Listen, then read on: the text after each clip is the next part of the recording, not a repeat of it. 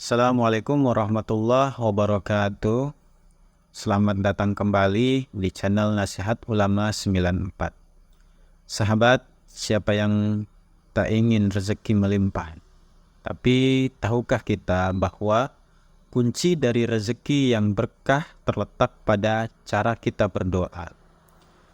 Dalam video kali ini, kita akan bersama-sama menyaksikan dan mendengarkan ceramah dari salah satu ulama kita, yaitu Ustadz Andi Hidayat.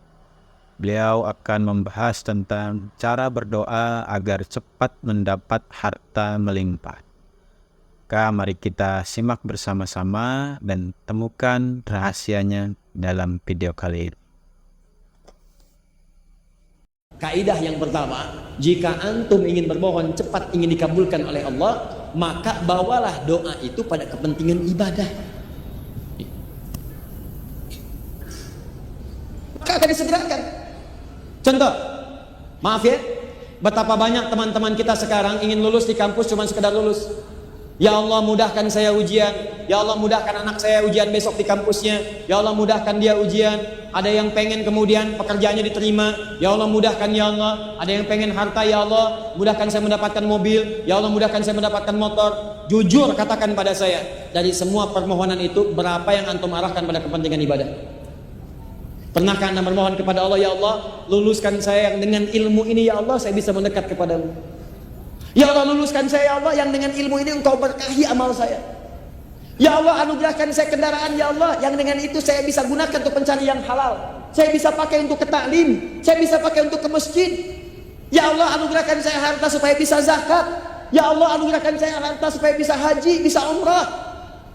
Betapa banyak orang meminta hanya untuk kepentingan dunia saja.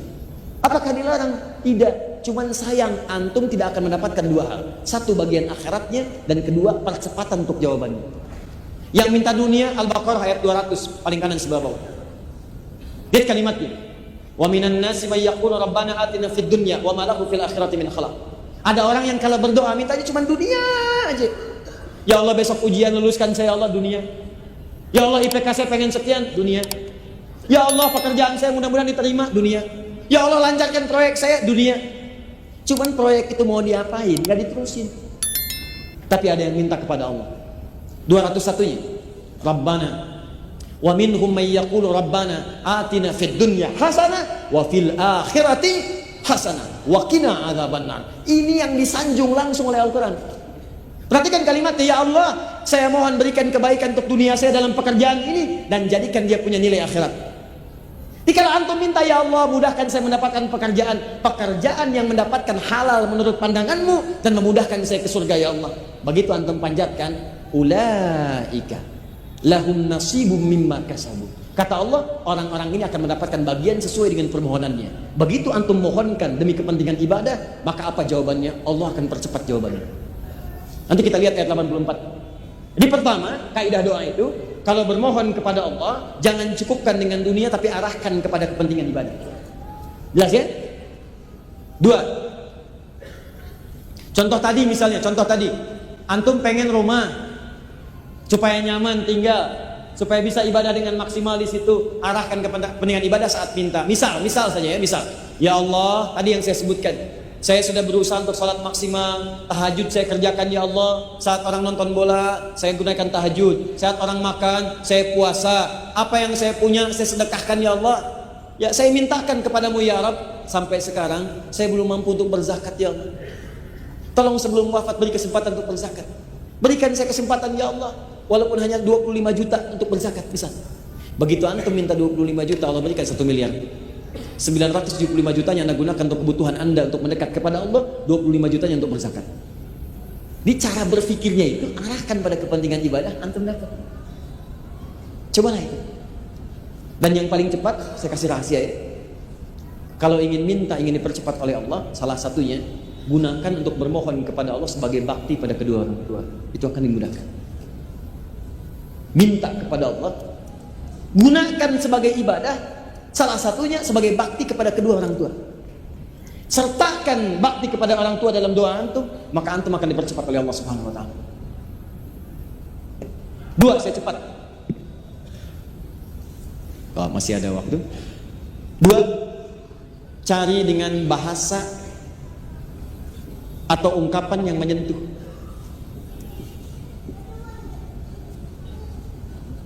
Ungkapkan doa itu dengan ungkapan yang menyentuh. Cari kalimat-kalimat terbaik. Kalau Anda cuma berkata, ya Allah kabulkan, jangankan Anda, yang lain juga begitu.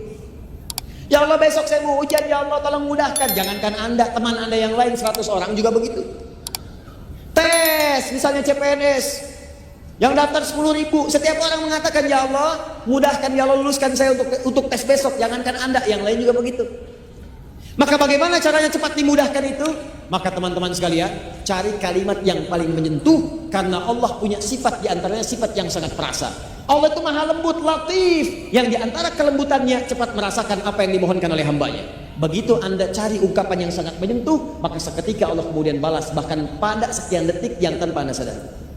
Contoh, Nabi Ayub mengatakan, lihat kalimatnya, wa anta arhamur rahimin. Ya Allah, kalimatnya singkat tapi padat. Ya Allah, penyakit ini mulai mengganggu saya ibadah. Saya pengen khusyuk menyembahmu ya Allah. Saya pengen khusyuk beribadah, coba terganggu oleh penyakit ini. Sedangkan engkau orang yang paling sayang, maaf, sedangkan engkau sosok yang paling sayang kepada saya. Sedangkan engkau sosok yang paling sayang terhadap saya. Kalau yang paling sayang saja tidak menyembuhkan, kepada siapa saya mesti memohon? Lihat kalimatnya. Sedangkan engkau sosok yang paling sayang kepada saya. Kalau yang paling menyayangi saja tidak menyembuhkan, kepada siapa lagi kemudian saya mesti memohon? Sama persis dengan minta ampun. Antum pernah berbuat salah, tidak ada manusia yang sempurna.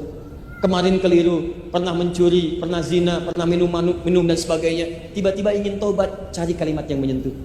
Perhatikan lisan Nabi Isa ketika bermohon kepada Allah, memohonkan ampunan untuk umatnya. Ya Allah, mereka memang salah.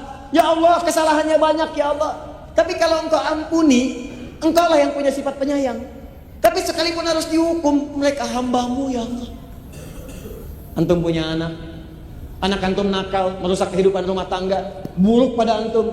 Tiba-tiba satu kali pengen minta maaf, dia gandeng seorang ustad. Begitu datang di rumah antum, ustadnya bicara, Bu, ini memang banyak kesalahannya, mungkin sudah tidak terukur lagi Bu, tapi saya mohon pada ibu, kalau ibu maafkan, ibu kan punya sifat kasih sayang. Tapi kalaupun ibu mau marahi juga, ini anak ibu yang ibu lahirkan lewat rahim ibu. Ibu berikan asinya, ibu sayangi. Sekarang dia mau kembali. Demi Allah saya katakan, begitu kalimat itu muncul, jangankan kata-kata kasar, tangisan yang pertama keluar. Anda aja manusia punya sifat kasih, apalagi Allah yang Maha Rahman dan Rahim. Begitu Anda mohon dengan kalimat-kalimat yang indah, maka turun jawaban pada saatnya. Ya Allah, hamba sadar hamba berbuat maksiat banyak. Hamba sadar dosanya ya Allah begitu berlimpah. Tapi hamba yakin engkau yang pernah berjanji akan mengampuni setiap hamba yang bertobat. Ya Allah, aku hambamu, aku ingin kembali. Kalau kepada yang menerima taubat saja tidak dikabulkan, kepada siapa lagi hamba mesti kembali? Begitu Anda sampaikan kalimat itu, seketika turun jawaban dari Allah Subhanahu wa taala. Nah, Nabi Ayub pernah menggunakan kaidah ini. Gunakan untuk ibadah, cari kata-kata yang menyentuh, maka apa jawabannya? Fastajabna. Menggunakan fa, harfu atfin rabitin baina syai'aini bila hudud. Huruf yang merangkai dua peristiwa tanpa jeda. Peristiwa pertama berdoa, peristiwa kedua mengabulkan. Antara doa dengan mengabulkan tanpa jeda. Begitu selesai doa, dikabulkan. Ini dia rahasianya. Cepat-cepat terakhir, Nabi Zakaria, beliau diuji setelah berumah tangga, tidak punya keturunan, divonis oleh medis, gak mungkin, istrinya monofos dan mandul, maaf. Apa yang dikerjakan? Beliau bermohon. Apa permohonannya? Nih, satu, cari kata-kata yang menyentuh tadi. Maka buka Quran surah 19 ayat 3 sampai dengan 15. Kata beliau, ya Allah, saya itu selalu bermohon kepadamu tanpa putus asa. Dari mulai menikah sampai rambut beruban, fisik sudah letih, gak pernah putus asa. Saya yakin kau pasti kabulkan. Kalau sampai beruban juga belum dikabulkan, sampai kapanpun saya akan minta, saya mohon dan tidak putus asa. Dua, wa kanu yusari'una fil khairat. Cepat berbuat baik, diniatkan ibadah kepada Allah Subhanahu wa taala. Maka kalau Anda punya kesulitan yang sama, cepat lakukan itu, mohonkan kepada Allah dan kerjakan untuk niat ibadah kepada Allah Subhanahu wa taala. Jelas? Alhamdulillah, sahabat semua, kita telah mendengarkan penjelasan yang begitu luar biasa dari Ustadz Andi Hidayat. Semoga video ini dapat memberi ilmu, dan ilmu ini bisa memotivasi kita untuk terus berdoa dengan cara yang benar dan bisa mendekatkan diri kita kepada Allah Subhanahu wa Ta'ala. Karena harta yang melimpah tak hanya tentang jumlah, tapi juga keberkahannya. Jangan lupa like, subscribe, dan bagikan video ini agar lebih banyak yang mendapatkan manfaatnya dari video kali ini. Assalamualaikum warahmatullahi wabarakatuh.